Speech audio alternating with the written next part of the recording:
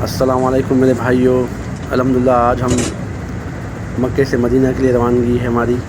देखें बस में बैठे हुए हैं, सफ़र जारी है। मोहम्मद का रोज़ा करीब आ रहा है, बुलंदी पे अपना नसीब जा रहा है। माशाअल्लाह, बस हमारे साथ जुड़े रहिए, सफ़र को एंजॉय करें। अल्लाह हर मुसलमान को हज करने की तौफीक अता फरमाए। आमीन या रब्बिल आलमीन।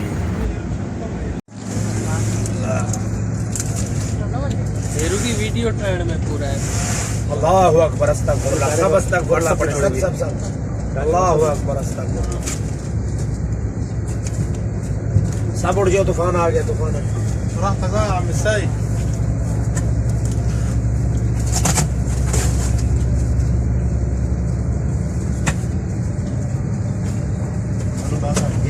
ज़माने में सफर कैसे किया मक्के से मदीना, सोचो ऊँटनी पर सफर है, पानी दूर दूर तक नहीं पता और खाने का नहीं पता और कोई साय नहीं, हम तो इसी में बैठ के गाड़ी में बैठ के ऐसे जा रहे हैं। गर्म हवा। हम उनका मुकाबला नहीं कर सकते।